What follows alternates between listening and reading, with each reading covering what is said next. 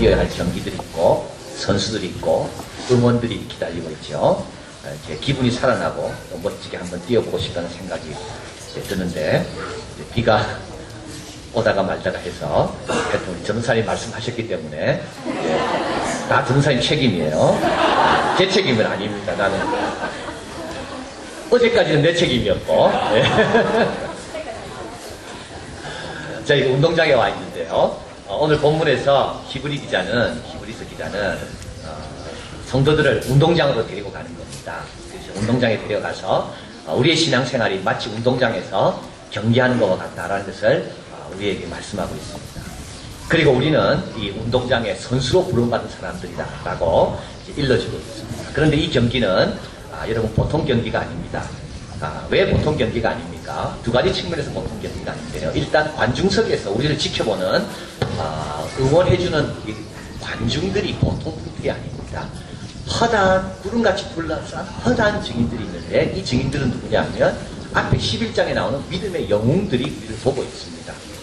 만약에 여러분의 운동을 여러분이 존경하고 사랑하는 분이 보고 있다면 얼마나 열심히 뛰겠습니까?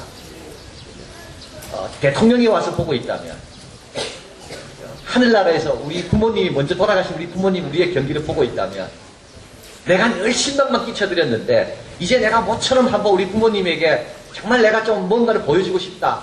그런 부모님이 보고 있다면 그래서 선수는요 사실은 관중석에 누가 있냐에 따라서 선수의 기량이 달라집니다. 아무도 관중석에 없으면요 선수가 사기가 꺾입니다. 그러나 부족함에도 불구하고 나 같은 사람을 보기 위해서 아브라함도 와 있고 이삭도 와 있고 야곱도 와 있다 생각해보면 우리는 대강 뛸 수가 없는 겁니다. 그래서 오늘 이렇게 이야기하는 겁니다. 너희들은 선수들인데 허다한 구름 같은 허다한 증인들이 지금 보고 있다. 그래서 아브라함도 보고 있고 다윗도 보고 있고 이삭도 보고 있고 우리의 경기를 주목하는 그래서 우리의 경기는 보통 경기가 아니라는 것을 우리에게 말씀하는 겁니다. 신앙의 경기가 그렇다는 거죠. 그리고 또 한 가지 보통 경기가 아닌 거는요 관중석에서 훌륭한 사람이 보고 있을 뿐만 아니라 그들의 경기에 우리를 참여시켜줬다는 것이 대단한 겁니다. 우리같이 부족한 사람도 선수에 뛸 수 있다는 겁니다. 오늘 이제 날씨가 괜찮고 하면 이제 개주도 할 겁니다. 여러분 개주할 때 여러분 아무나 못 뜁니다. 개주에 몸이 따라가는 사람만 뛰는 겁니다. 마음은 원이지만 몸이 안 따라간 사람은 본인도 힘들고 다른 사람도 다 힘들게 만드는 거죠. 그래서 청팀, 백팀에서 아무나 안 내보낼 거예요. 자격이 되는 사람만 나가는 겁니다. 그런데 신앙의 경주는 아브라함이 뛰었던 그 경기 아직 끝나지 않았거든요. 그 경기는 아직 안 끝났습니다. 그 남은 경기를 우리에게 맡겨주는 겁니다. 그러니까 얼마나 우리가 중요한 역할을 맡은 사람인지. 그래서 우리에게 바톤이 온 겁니다. 생각보다 중요한 바톤이에요. 이 바톤을 가지고 우리는 죽게 살기로 뛰어야 되는 겁니다. 왜냐하면 자격 없는데 나한테 준 거니까.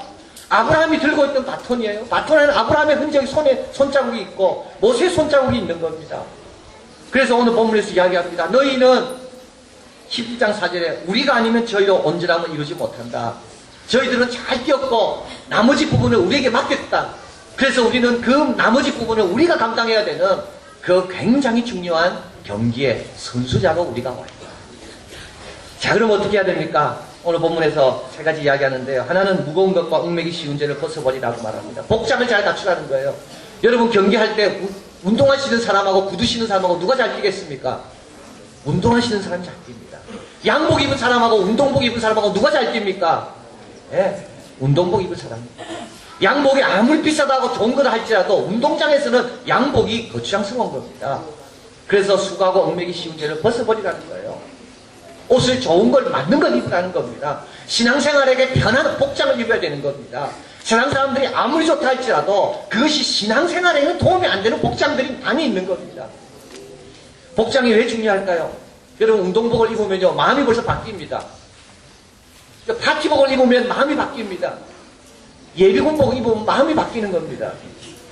복장이 그렇게 중요합니다. 그래서 세례 요한은 낙타 토르스 입었습니다. 왜냐하면 나는 예수님의 메시아의 길을 예배하는 자라는 것을 스스로에게 강의시키기 위해서. 복장이 그렇게 중요한 거예요. 그래서 예수 믿는 사람들도 늘 복장을 점검해 봐야 돼요. 내가 정말 주님의 십자가를 지기에 합당한 복장, 제자의 길을 가기에 합당한 복장, 종의 모습으로 살기에 합당한 복장을 갖고 있는가.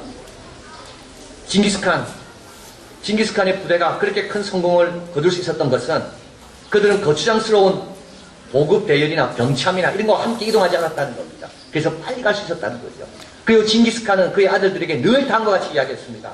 좋은 옷, 빠른 말, 아름다운 여자. 좋은 옷 생각하고 빠른 말만 탐내고 아름다운 여자야만 생각하는 사람은 목표와 비전을 잃어버린다. 그렇습니다. 여러분, 따뜻한 집에 살면서요, 우리의 마음이 나태해집니다. 갑자기 사업이 잘 되고 부유해지면요, 우리의 생각이 타락을 치닫기가 쉽습니다. 그래서 징기스칸은 자기 자녀들에게 늘 이렇게 권면했습니다. 여자 생각하지 마. 빠른 말 탐내지 마라. 그리고 좋은 옷 입으려고 하지 마라. 그것이 자신의 전망이나 목표를 잃어버리게 합니다. 자, 그래서 우리도 오늘 경기장에 나올 때 여러분 다 운동복 차림으로 온 것처럼 신앙의 경기장에 들어갈 때도 그 경기장에 맞는 옷을 입어야 됩니다. 수고하고 얽매기 쉬운 죄를 빨리 벗어야지만이 우리는 우리의 기량을 최대한 발휘할 수가 있습니다. 또 한 가지 오늘 본문에서 인내로 경주하라고 말합니다. 인내로 경주하라. 참으로 중요한 겁니다. 여러분, 상을 어디서 언제 받습니까? 상은요, 끝까지 달린 사람만이 상이 있습니다. 1등, 2등, 3등은 어디서 결정됩니까? 결승점을 통과해야지만 결정됩니다. 인내는요, 여기서 두 가지입니다. 하나는 뭐냐면 내 역할을 끝까지 감당하는 겁니다. 우리가 잘 아는 마라톤 있잖아요. 그 마라톤 전투에서 그 마라톤이 유래된 거 아닙니까? 그리스와 페르시아가 전쟁을 했습니다. 그런데 생각지도 못하게 그리스가 큰 성공을 거둔 겁니다. 한 2,000명의 그리스 병사들이 그 전쟁에 뛰어들었습니다. 근데 승리한 거예요. 100명만 죽은 거예요. 그러니까 이 승리의 소식을 아테네에 알리고 싶은 겁니다. 왜냐하면 10,000명이나 가족들이 동원돼가지고 싸우고 있는데 내 자녀가 죽었을까 살았을까 얼마나 궁금하겠어요. 그래서 마라톤에서 아테네까지 한 40km 되는 것을 한 병사가 이틀을 걸려서 죽기 살기 뛰어온 겁니다. 그리고 말했습니다. 우리가 이겼다. 그리고 그 사람은 지쳐서 죽었습니다. 이게 인내하는 겁니다. 우리의 역할을 끝까지 감당하는 거예요. 중간에 포기하는 게 아니에요. 끝까지 내가 돌아야 될 바퀴를 끝까지 도는 게 그게 인내입니다. 다른 사람에게 넘겨줄 때까지, 다른 사람에게 바톤을 넘겨줄 때까지 그게 인내예요. 또 인내는 또 한 가지가 있는데요. 근데 중간에 넘어질 수가 있어요. 인내는 뭡니까? 다시 일어나는 게 또 인내입니다. 회복력이라 그럽니다. 성공한 사람들은 특징이 있는데요. 다 회복력이 있습니다. 안 넘어진 사람이 누가 있겠어요? 그러나 회복력이 중요한 겁니다. 루이스 터먼이라는 심리학자가 IQ 135 이상 되는 1,500명의 아이들을 대상으로 실험을 했습니다. 그 아이들을 흰개미라고 불렀습니다. 이 흰개미들을 대상으로 실험을 한 거예요. IQ가 135 이상 똑똑한 아이들입니다. 이 아이들이 성적을 잘 받는가, 이 아이들이 성공하는가 오랜 기간 동안 실험을 했습니다. 그랬더니 역시 IQ가 지능이 좋은 아이들이 역시 성공할 가능성이 높고 공부도 잘합니다. 그런데 놀라운 걸 발견한 겁니다. 똑같이 IQ가 135 이상인데도 어떤 아이는 더 잘하고 어떤 아이는 잘 못하더라는 거예요. 차이가 어디 있습니까? 바로 열정과 끈기에 있다. 열정과 끈기. 여러분 주위에도 마찬가지입니다. 누가 끝까지 열매를 얻습니까? 마지막에 열매를 얻는 사람은 끈기에 인내 있는 사람이에요. 맥도날드 본사 중력실에 다음에 글이 걸려있다고 합니다.